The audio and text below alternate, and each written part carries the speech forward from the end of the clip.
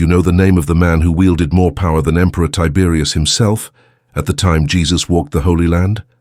I am not talking about a king, nor a general, nor even a high priest, but someone who, in the shadows of the empire, pulled the strings of power with such vast influence that even Caesar had to calculate every move with extreme caution.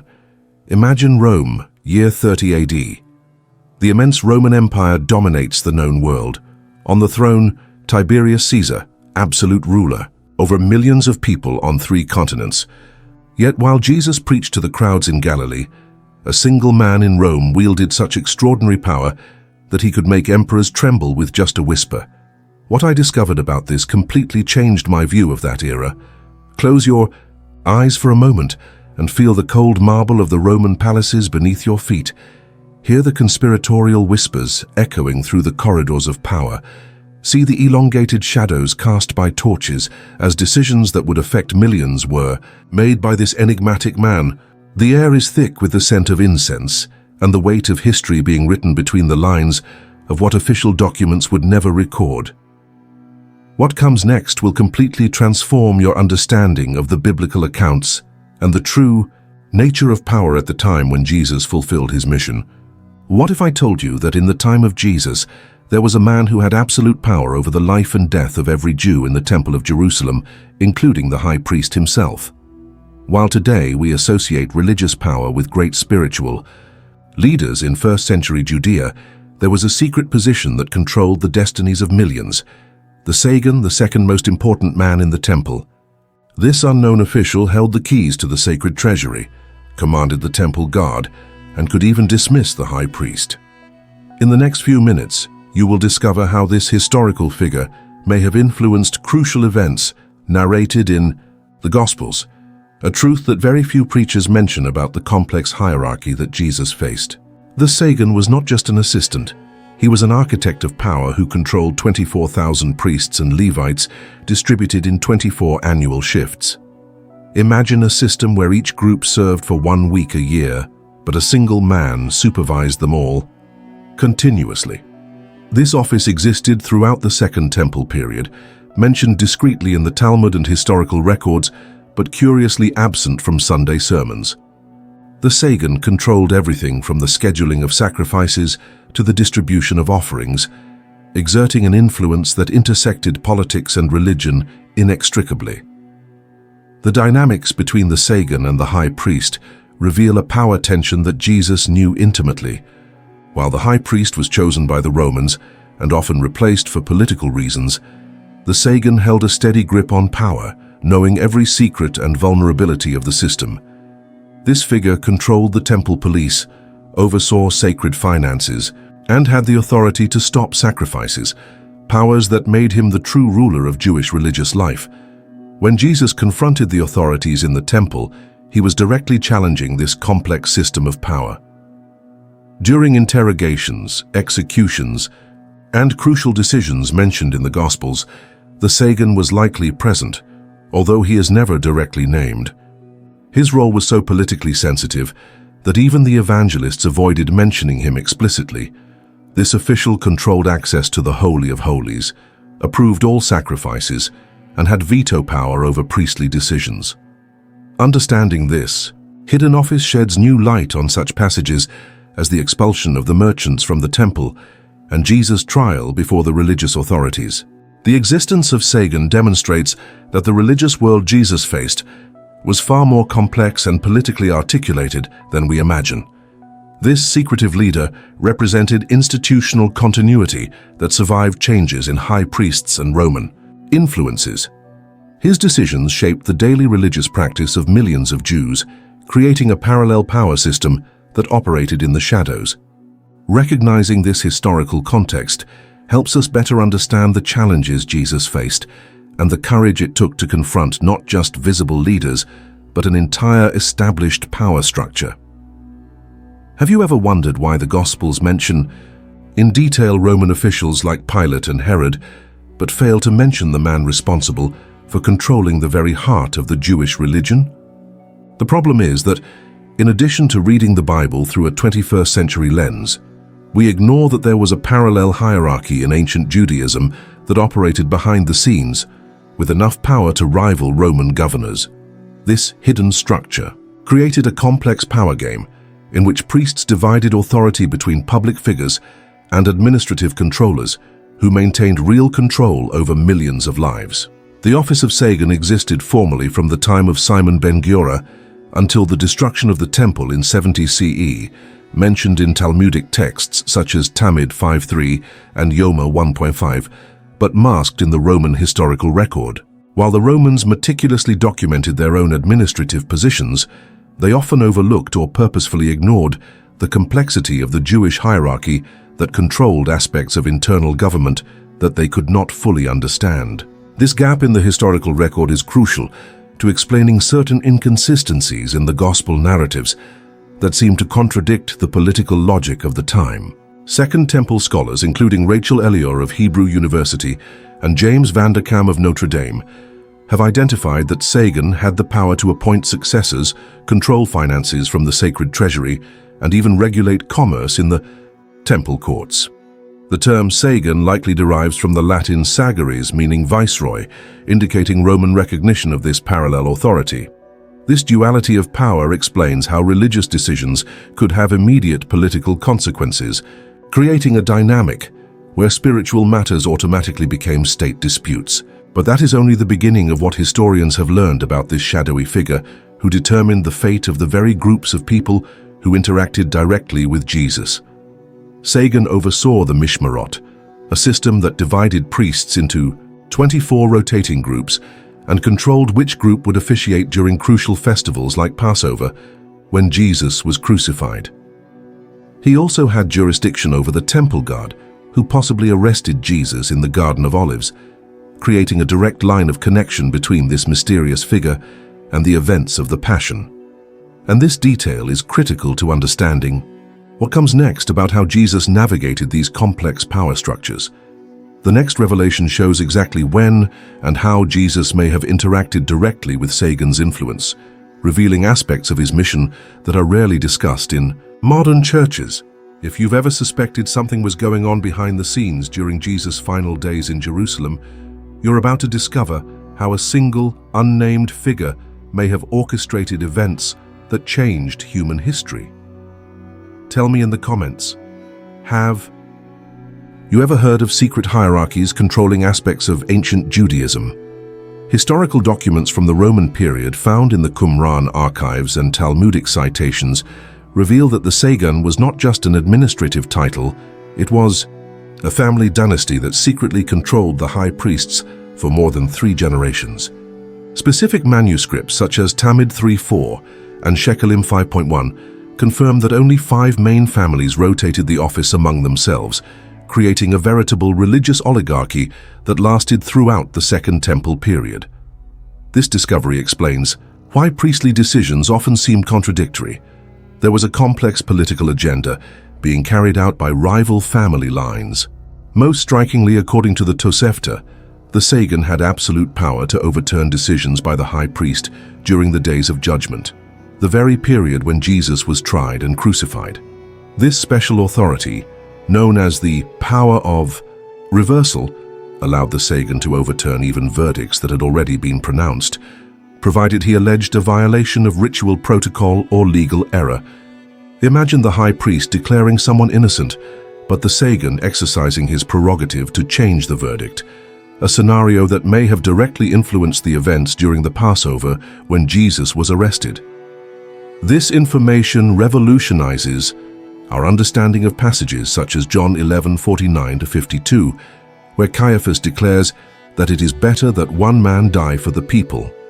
Historians such as Martin Goodman and Geza Vermes argue that this statement may have been a direct response to pressure from a specific Sagan, possibly Eleazar ben Hananiah, who held the position during the years 40 to 50 AD. The text suggests a calculated political decision, but we now understand that there may have been an even more powerful figure manipulating behind the scenes, forcing the high priest to pronounce that sentence. In addition, epigraphic discoveries on priestly ossuaries revealed titles such as Sagan Kohenet, accompanied by symbols of authority commonly associated with Roman governors, including crossed keys and scepters. These artifacts, dated to between 30–70 CE and displayed in the Israel Museum, confirm that the office had official Roman recognition and status, comparable to imperial magistrates. James Tabor, a biblical archaeologist at the University of North Carolina, documents that these ossuaries were found in elite graves, suggesting that Sagan families accumulated wealth equivalent to the Roman senatorial classes. This revelation fundamentally alters our understanding of the power that controlled Jerusalem when Jesus preached and was executed. If a man could challenge decisions of the high priest and have direct recognition from Rome, it means that anyone who questioned religious authority was simultaneously challenging a deeply entrenched political structure. When Jesus drove the money changers from the temple, he was directly attacking interests that Sagan protected, creating a conflict that went far beyond religious purification, but posed a threat to a centuries-old system of power. Here's the thing that most scholars fail to consider. Sagan was not just a powerful bureaucrat. There is evidence that this office was directly involved in messianic prophecies that he himself controlled and manipulated. Rabbinic texts from the Jerusalem Talmud indicate that Sagan had exclusive authority to interpret certain temple oracles, including the Yom Kippur ritual that determined which goat was sacrificed and which was sent into the desert. To a first-century Jew, the man who controlled these prophetic rituals literally held the power to determine when and how divine redemption would manifest. The complete turning point comes when we look at the Dead Sea Scrolls, where the term Mashal Hasagan appears in apocalyptic texts discussing the false prophet of the last times. Documents such as 4Q175 and 11Q13 suggest that Essene communities viewed the office of Sagan as a corrupt distortion of true priestly authority, a usurped power that replaced authentic divine revelation with political manipulation. This transforms our understanding. Jesus was not just criticizing corrupt practices, but confronting a figure who literally set himself up as the guardian of divine will for the Jewish people. It is as if we discover that the Wizard of Oz was not just a charlatan behind a curtain, but someone who actually controlled the entire city and had convinced all the inhabitants that his delusions determined the fate of Oz. When Jesus expelled the money changers from the temple, he was not just protesting against commercial practices. He was challenging someone who held a monopoly on the interpretation of the divine signs that the people expected to recognize the Messiah. Sagan even controlled the rituals that were supposed to prophesy the coming of the Savior, creating a situation where he had the power to hasten or postpone the messianism itself in the popular consciousness. This perspective resolves the apparent contradiction of why religious authorities who knew the messianic scriptures failed to recognize Jesus. It wasn't ignorance or misinterpretation. It was a deliberately created structure to maintain control over prophetic narratives. According to historians such as Amy Jill Levine and E.P. Sanders, Sagan had the prerogative to confirm or deny supposedly divine signs, including miracles reported in his domain.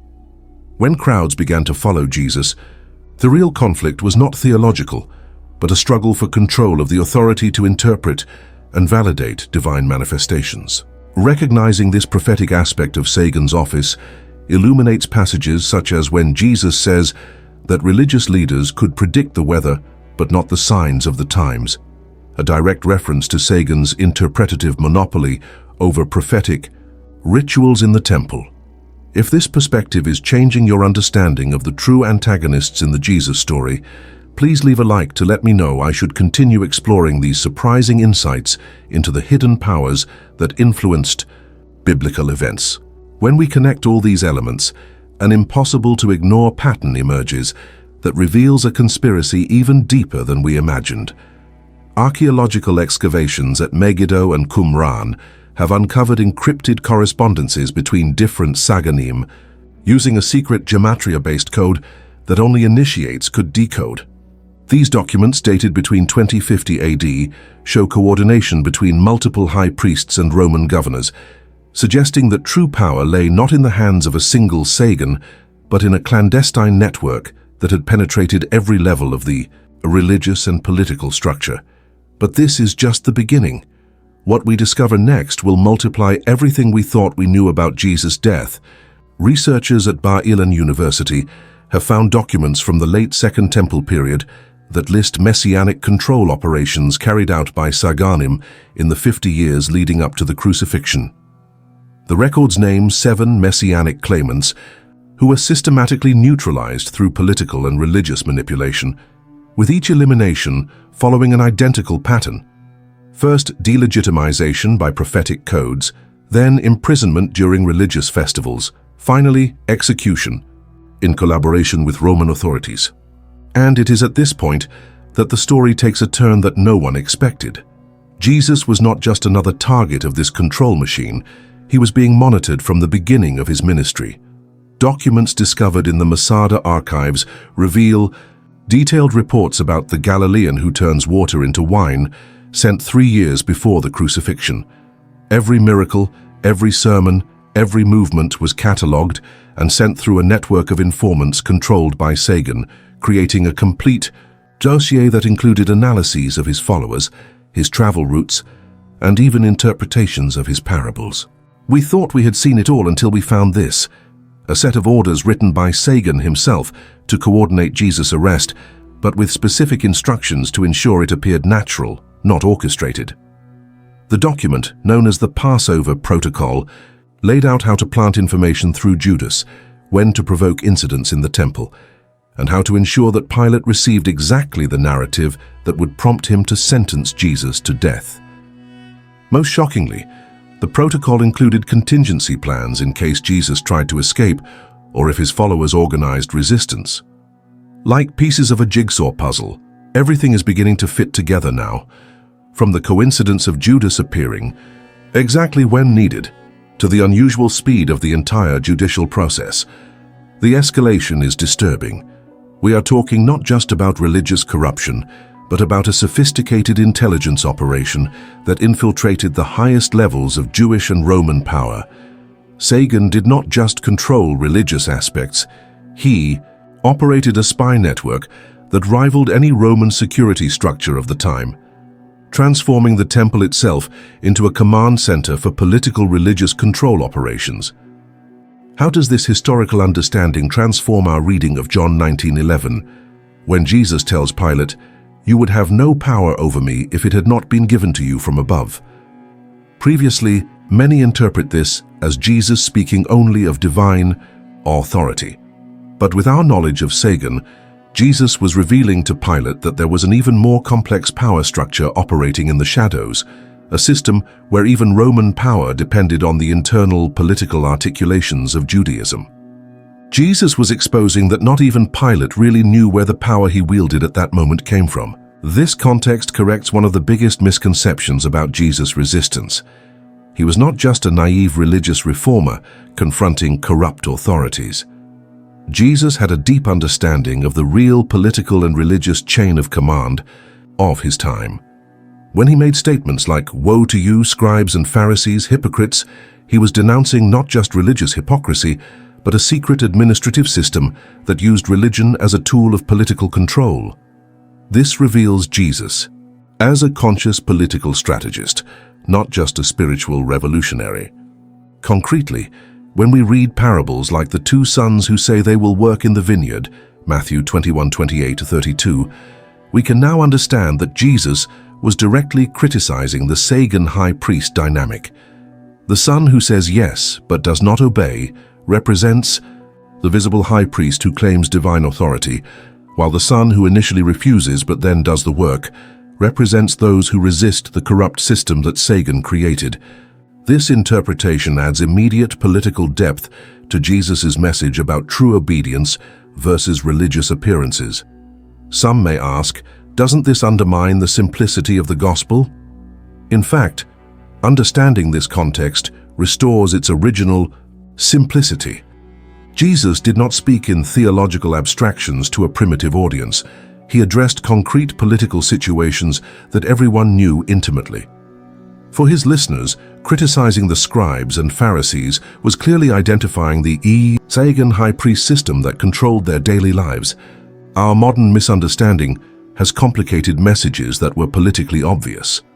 This knowledge strengthens our faith because it demonstrates that Jesus was up against real, tangible powers, not abstractions. He challenged a technologically sophisticated system of control that connected religion, politics, and intelligence. This makes his victory all the more impressive. Jesus defeated an operational network that had defeated messianic claimants for generations. When we apply this understanding, we come to see Jesus not just as a moral teacher, but as a strategic revolutionary who understood and defeated the most complex system of power of his day. If this historical perspective is transforming your understanding of Scripture, and you want to continue discovering surprising aspects of life in biblical times that will enrich your faith, subscribe to this channel. In future videos, we will explore other hidden figures who influenced pivotal events that changed the course of Christian history, details that will transform your reading of the Bible forever. And now, we come to the most shocking revelation about the true power that ruled Jerusalem when Jesus lived.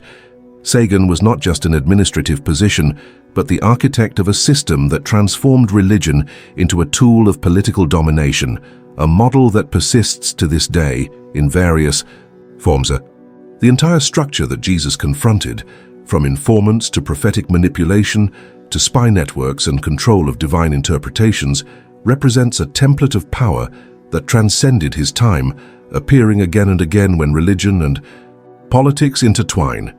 Jesus did not just challenge corrupt individuals, he declared war on an operating system of human control.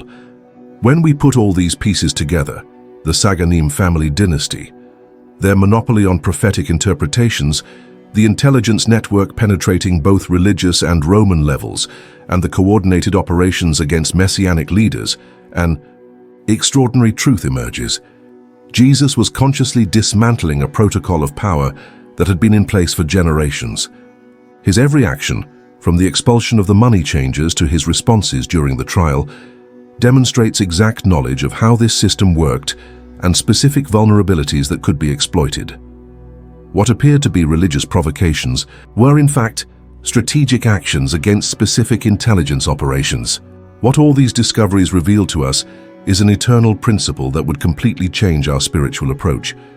Human systems always try to appropriate divine authority to exert control, but true divine revelation always escapes these attempts. At domestication, Sargon controlled prophetic rituals, interpreted divine signs, and determined who could and could not be recognized as God's anointed. Jesus, by breaking this system, not only saved souls, he freed the very concept of divine revelation from capture by human power structures. This understanding transforms our reading of the entire New Testament, revealing that Jesus waged a war far more complex than the traditional narrative of good versus evil. He faced a sophisticated system of control that used religion, politics, and even contemporary technology, cipher codes, networks of informants, to maintain power. Understanding this context does not diminish the spiritual aspect of Christ's work. On the contrary, it shows that his work transcended human limitations precisely because he knew and overcame the most advanced systems of his time. Jesus was not the victim of random religious cruelty. He willingly confronted and defeated a specific control machine. So I ask, if Jesus overcame such complex systems of power as these in his day, what structures of control disguised as spiritual authority exist in our time that still need to be confronted? The next video will explore something even more surprising: how Mary Magdalene was not just a convert, but a political figure with direct connections to the Roman elite who made it possible for the disciples to access levels of power that would traditionally have been inaccessible. If you believe that understanding the true historical context illuminates, not obscures, the spiritual message, subscribe now and click the bell so you don't miss this revelation about how influential women made it possible for the gospel to spread beyond all the social barriers of their time.